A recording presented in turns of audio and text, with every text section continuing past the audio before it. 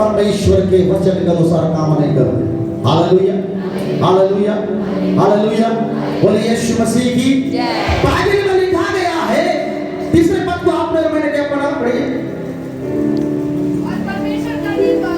परमेश्वर का दीपक अब तक पूछा नहीं था। परमेश्वर यहोवा, शमूएल यहोवा परमेश्वर के मंदिर में, जहां परमेश्वर के संदूक था, इसको बात हालेलुया, जल्दी उठे सब पहले ध्यान से सुनिए। हालेलुया, इधर लाइए जीसस, हालेलुया। आप इनको संदूक मान चलिए, ठीक है। क्या है? संदूक है। शमूएल कौन बना था? शमूएल यहाँ लेटा लेटते कैसे?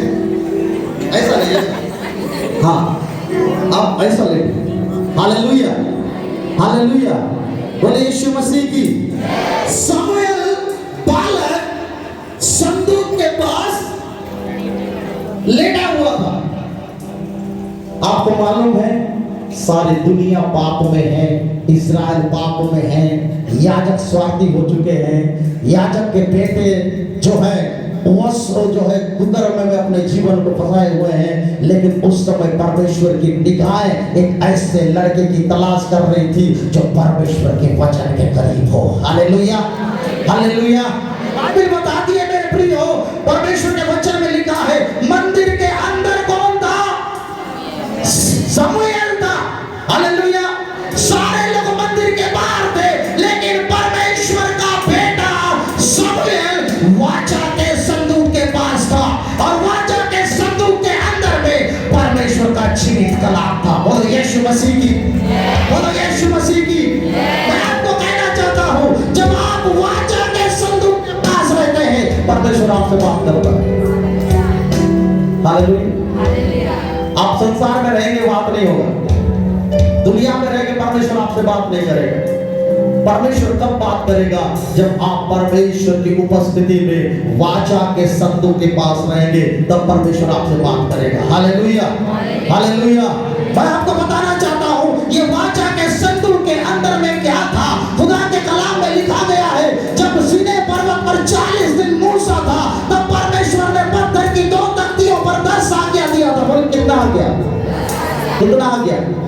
10 आज्ञा दिया था। और बाइबल बताती है जब वो कानून को लेकर मूसा पहाड़ से नीचे उतर रहा था, उसका चेहरा चमक रहा था। Hallelujah, hallelujah. वो सामर्थी वचन जो इस्राएलियों का नेतृत्व करता था, वो सामर्थी वचन इस वाचा के संदूक में रखा गया था।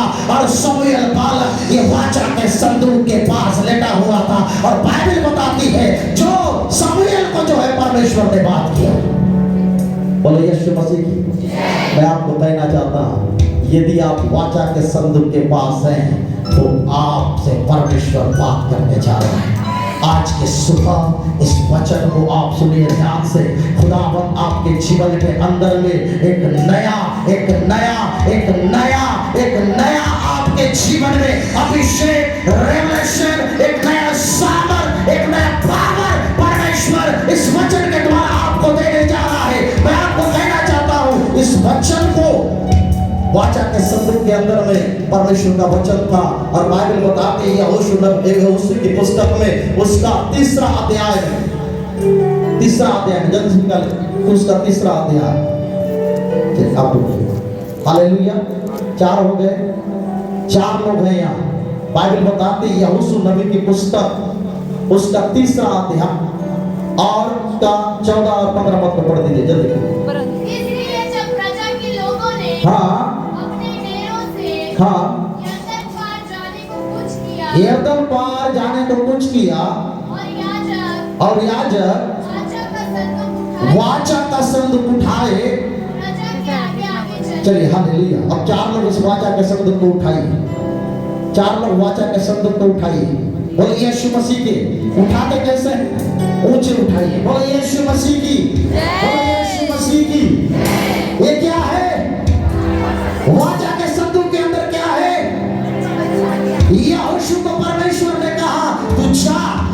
तुझे एरियों को तेरे हाथ में कर देता। हालेलुया, बोलो यीशु मसीह की। लेकिन जैसे ही वो आगे बढ़ने लगते हैं, बाइबल बताती है यरदन नदी सामने है। क्या है? यरदन नदी सामने है, बाधक है। मैं आपको कहना चाहता हूं, परमेश्वर ने कहा जैसे ही तू वाचा के संदूक को उठाकर आगे बढ़ेगा और तू यरदन नदी पर कदम रखेगा, वो यरदन नदी तो पार हो जाएगा। हालेलुया, मैं आपको कहना चाहता हूं, आपके जीवन के तमाम समस्याओं को यदि आप बाहर निकालना चाहते हैं, ये वाचा के संदूक को उठाकर आगे बढ़िए। आपका जीवन का हर मुश्किल को परमेश्वर आसान कर देगा। बोलो यीशु मसीह की। बाइबल बताती है जैसे